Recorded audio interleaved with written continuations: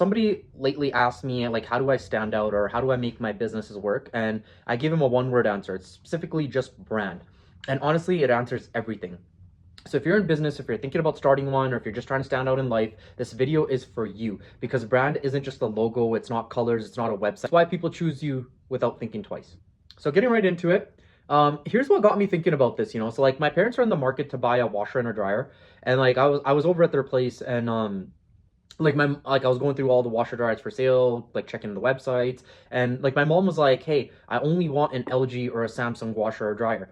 And it was interesting because there were companies like Electrolux and they had amazing features, but my mom was still adamant on going with an LG or a Samsung washer and dryer, right? And so like she's been buying those brands for years. There's no research, there's no comparing, there's no stress. She's always been doing it. Brand isn't just like the name and the logos. Your brand actually represents trust. And I think it's important over a long enough time horizon that you actually build this brand, because without it, you're always chasing the next customer. It got me thinking, like, this exists in every industry.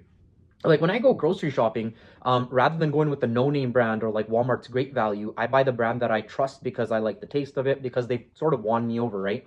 And it's so prominent and eminent in our society that we've even kind of associated brands with status, right? Like if you're wearing a nice watch or if you have a more expensive car, things like that, right? So like I think Bernard Arnault is like the 10th richest person in the world. And he's the only guy on there, other than I think like the Walton family for Walmart, he's the only guy on there who's actually on the list for like physical products that aren't tech related, I think. Like he owns LVMH, which is like Louis Vuitton, Moet Hennessy, and a part of that like conglomerate of brands. I think he has like 70 different companies in there, but like Sephora's in there, Dior's in there.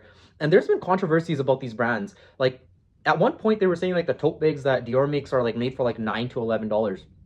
And people are still spending hundreds of bucks. And it's like, why do they do it? And it's because of the branding, right? So like back to my industry in itself, like contracting, and like I own Lumina Roofing and Exteriors and Lumina Homes here in Calgary, Alberta, Canada. It's like exactly how I deal with clients. And lately I've been seeing a lot of guys who like just started up their businesses, or they've been in Calgary for like hail season. They always like start off by saying, "Oh, we'll match any estimate, like as long as it's written, we'll compete with this guy, like price match guarantees." And the truth is, like I was explaining to this person who asked me this question to begin with, is like, I can't compete with that. And the reason I can't compete with that is because there's a level of value that I bring to every single job, right? There's like, I'm not going to argue with these homeowners, and a lot of the times they're not the customer avatar I want to deal with to begin with, right? So like it doesn't make sense for me to ever be matching the price for a customer or a company who would literally cut corners the first chance that they get, because that's not something I would do, right? Regardless of the value, the principles I have as a company are the same. It doesn't change. And that's the issue, right? So like I'm seeing like homeowners and customers and clients who are able to differentiate this will always lean toward these products. Like my mom was leaning towards LG or Samsung, even if she had to pay a little bit of extra money. But the point is like when your brand is strong, you're not even in the same category. And the people buying from you are completely different than some of these people that they're aiming to get with like these ads and like these cheap promises. So like when people compare you to this like sketchy quote, or they compare you to a company who hasn't proven themselves, it doesn't quite match up, right? Like you're comparing apples to oranges and not apples to apples. And that's why building a brand is so important. So I wanted to break down how to build a brand and what a brand actually is. So like, let me simplify it. Your brand is what people say about you when you're not in the room. So it's your reputation, your consistency, your results, your presence. Brand is trust at scale. Even watches, for example, right? Like people always tell me, like, I have a Rolex. People tell me that their Citizen gives them the exact same time, or their Seiko does, or their G-Shock watch does, which is like 20 bucks. I understand that, but like obviously I fucking knew that when I bought the fucking Rolex, I knew that the watch tells me the same time as a cheap fucking watch. No shit, genius. Like, thank you so much for letting me know. But the point is that you pay for the brand, and you pay for the status that comes with it, and you pay for what that brand means and what it stands out for you. So when you buy these things, it's the same way that's applicable to whatever like whatever niche you're in for your market, right? Like people are paying for brand, and you want customers who pay for brand because they understand what that brand means. So your job is to build a brand that you can push out to the market that you have great conviction in, right? And trust is everything. And this actually reminds me of like a couple of famous brands, not necessarily brands, but people who've turned their names into brands, for example, right? Like, look at guys like Conor McGregor. He started Proper 12 and it became like $100 million company. Or like, look at guys like The Rock. He started Terramana Tequila. It's like $1 billion company.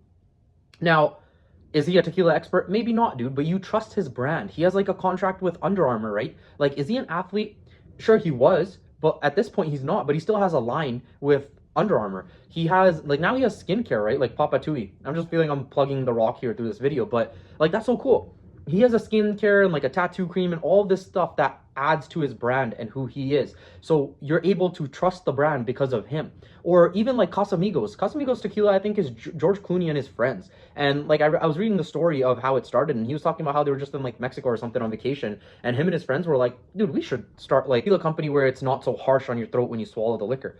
And like that's how their idea was born, right? But it's because of the brand that you trust it. Or like people like Kim Kardashian and like the Jenners or whatever, and like Kylie and those girls, like they sell their cosmetics line and they're making billions of dollars from it. Now they're even doing like energy drinks and things like that. So the point is that like you can take your brand and spread it out because the brand is trust. The question begs to be asked is like, how do you actually build a brand? Like Gamble and Procter, for example, and think about how synonymous some of these brands are with the actual items that they're selling. So a great example of this is like Windex. Everybody says Windex, but it's actually a glass cleaner. Like that's the category they're in. But that whole category has become synonymous with Windex or Kleenex, right? Like everybody says Kleenex, but it's a company that sells tissue papers, and the tissue papers are what the industry actually is.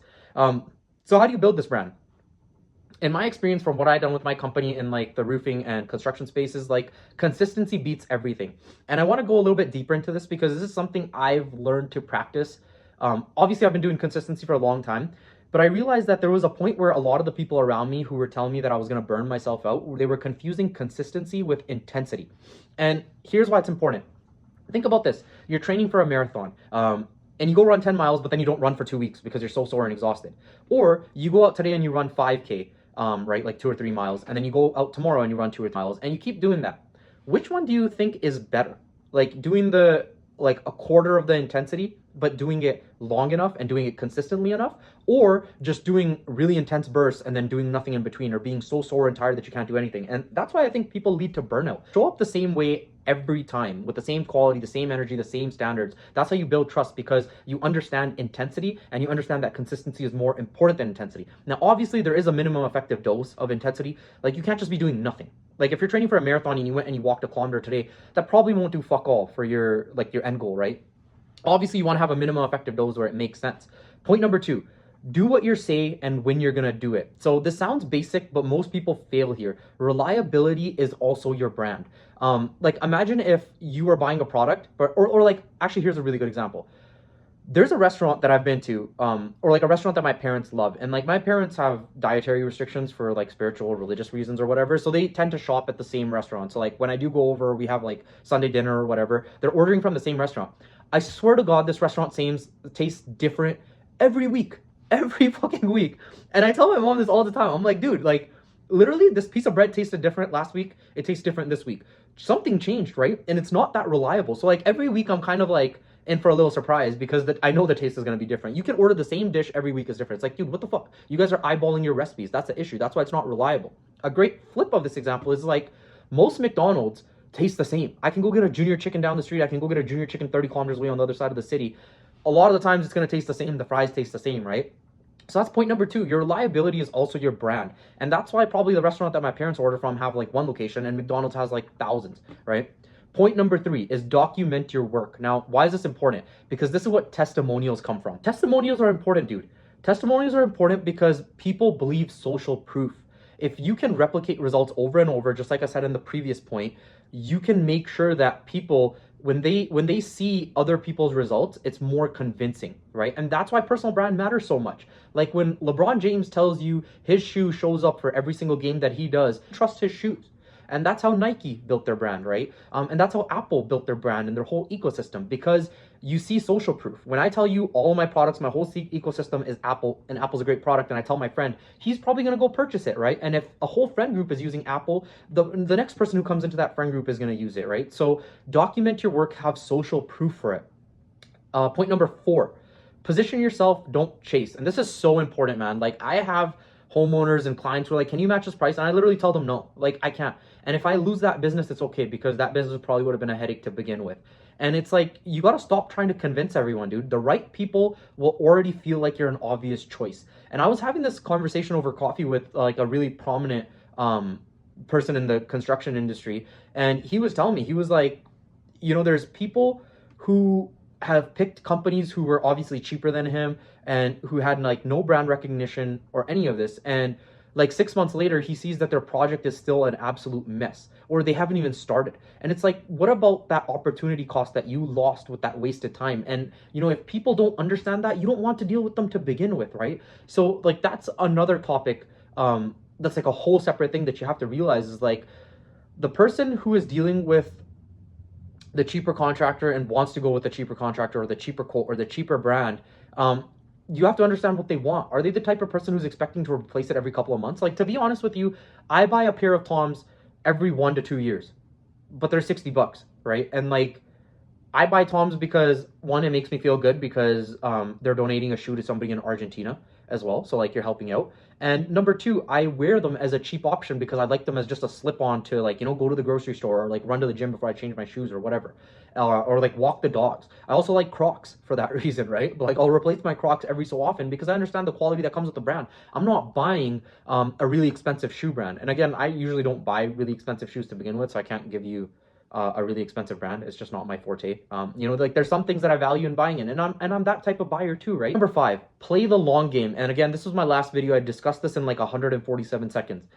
If you're going into an industry, if you're going into business, do just at least at the minimum plan to be in that industry for 10 years, or don't do it. If you can't do it for 10 years, you probably shouldn't be in it at all, because when times get tough, you're going to quit anyways. This leads to like, I think, like the whole encompassing point of this video, which is the market will always decide, dude. The market will pick the winners. The market will pick the losers. The market will choose who wins and loses. And if you're long enough in an industry, you'll realize that the market is always right, right? Like you can see some guys come in and win for a year or win for 2 years, but you don't see them around for 5 or 10 years because somebody might buy your product once, but what happens when they never come back? What happens when you never have repeat business? What happens when you have no referrals, right? Like an unhappy customer will tell 10 people and a happy customer will maybe tell 1 or 2. And that's what brand does. It makes you unforgettable. So if you got value from this, hit subscribe, hit like, share it with your friends. I'm going to be breaking down business mindset and real life lessons every single week.